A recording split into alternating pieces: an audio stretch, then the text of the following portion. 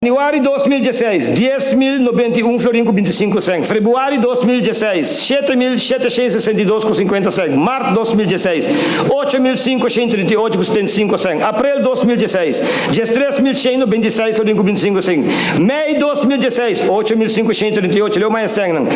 Junho 2016, 8.538, leu mais florin também. Julho 2016, 13.000. Agosto, 11.000. Setembro, 13.000. Não, melhor ser 14, 13.000. Outubro, total, outro 131.000. Mirele, minister-presidente de Aruba, senhora meester Evelyn Wever Cruz Tapia. Dit is beginnen.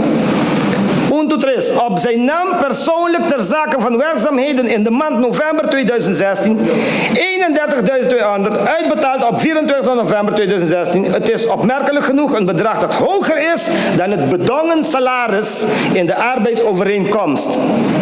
Thans wordt een onderzoek verricht om een verklaring hiervoor te krijgen.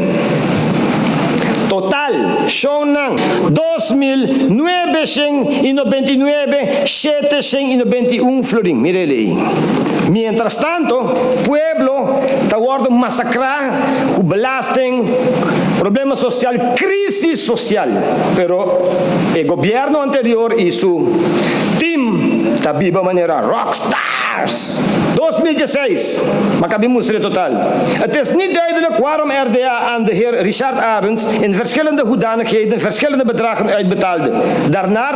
Daarna wordt thans een forensisch onderzoek gedaan.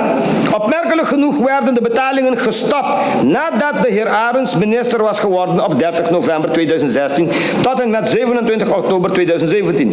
Nadat de heer Arends op 27 oktober 2017 statenlid werd begonnen de betalingen weer. 2017, ateki, otro lista gehighlight pa bumire. 7 december 2017, betaling aan Horizon, 83.000. Ter zake van een verrichte onderzoek, potential risk of US sanctions. Let op dat moment was de heer Arends lid der Staten. 7 december 2017, betaling aan Horizon, 15.525 van rentenierfee over november 2017. 19 december 2017, betaling aan Horizon, het is uniek ook dat er meer horizonte, dat de heen en een keer af meneer Aki, pas op het país Aruba dat er meer horizonte.